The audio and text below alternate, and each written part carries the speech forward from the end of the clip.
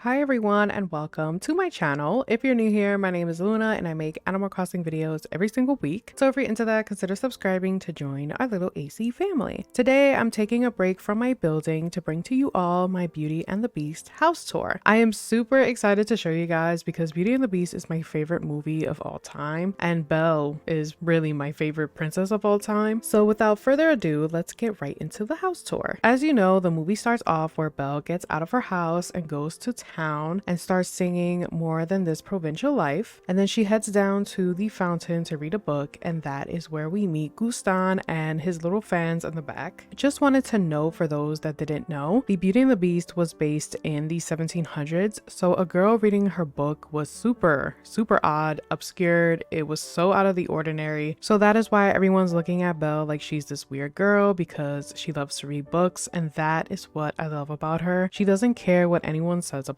her. After all of her singing, she heads over to see her dad. So this is my take on Maurice's workshop. I used the Luna Lander, I think that's what it's called, to act as the wood chopping machine that Maurice created. I looked all over the catalog, everything in this game, and this was the only thing that closely resembles to the machine. And I'm glad that we got new items because a lot of the items really made this room look so much better. I love Maurice so much. He's such a great dad, and I wanted to recreate his little workshop in the house. So Maurice went off to go to the fair to showcase his new invention, and then he gets himself lost. And that's how we are introduced to the Beast. And the only reason Belle even knew where her father was because Philippe ran out of there so fast, left her dad behind, and so she goes back and says, "Take me instead, just release my father, he's not in good health," and she's now a new hostage. Then Lumiere was like, "Listen, master, since she's going to be here with us for a while, you gotta give her something better than that cave you put her in." And the Beast didn't like that Lumiere was telling the truth, so he was just like,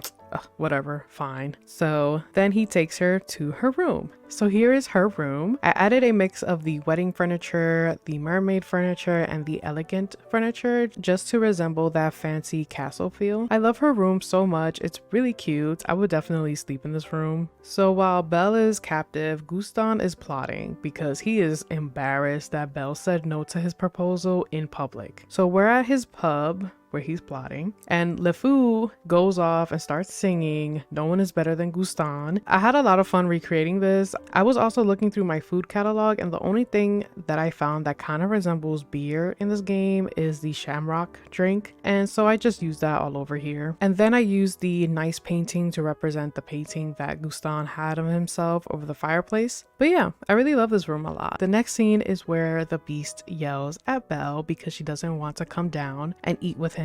We're in the kitchen where you have Mrs. Potts, Lumiere, and Cogsworth talking about how she didn't even listen to the master even after he said please. So they were trying to make Belle more comfortable so that she can potentially fall in love so that the spell can be broken. And then we have my favorite scene of the movie, which is when Lumiere sings "Be Our Guest," which I have tried to go to the restaurant in Disney World and it's always full, but I can go now in my basement. I added a bunch of the carts that were just rolling around, and of course I added Lumiere and Cogsworth. I added the wedding tables because it has the candles on it and the utensils, and it also has the roses on it, so I thought it would look so much better than if I were to decorate the tables on my own. And of course I had to add some throne chairs because the Beast is a rich man, he's just lonely. So Belle was curious and started walking around the castle, and then Cogsworth was like, "Don't go there, that's the West Wing, it's super boring, there's nothing there to see." And Belle was like, "Interesting, I'm gonna still go." So then she goes to the West Wing and finds the infamous Rose. The Beast catches her, gets so upset with her, kicks her out of the room. I mean, I understand because he was afraid that she might touch it and it might mess up the spell and keep him as a Beast forever, but like he could have just handled it differently and not yell at her. But don't worry, Belle told him off later. So because he yelled at her, she dipped. She took Philippe and ran out of the castle, and everyone was mortified because now their one hope of breaking the spell is gone. But then she gets cornered by these wolves, and then the Beast comes and saves her, but then he gets bit. trying to save her. Belle was about to leave him there, but she felt bad because he did save her and he got hurt because of it. So she just put him on her horse and went right back to the castle to try to help him. He yelled at her because he felt like it was all her fault because she ran away and that was the reason why he had to go and save her. And then she was like, well, if you didn't yell at me, I wouldn't have had to run away. And then they were just like going back and forth with each other, already yelling at each other like a couple. So after some time together in the castle, the Beast wanted to do something super special for Belle, and he knew that she loved reading, so he gave her the library, which is what you see here. I wanted to create the library to make this room feel more antique, and I've added a bunch of the elegant furniture and a lot of gold because this is a castle and there's like gold everywhere. This is my favorite room in the house just because it looks super elegant and antique. It also reminds me a lot of Harry Potter, so I think that's probably why I love this room so much. Then we head over to my second favorite scene of the movie, which is Tale as Old as Time. We get to see Belle and the Beast dance. This room took a few days for me to figure out because I was trying to figure out how to create pillars like in the movie and to have windows just like in the movie and still make it look like the movie.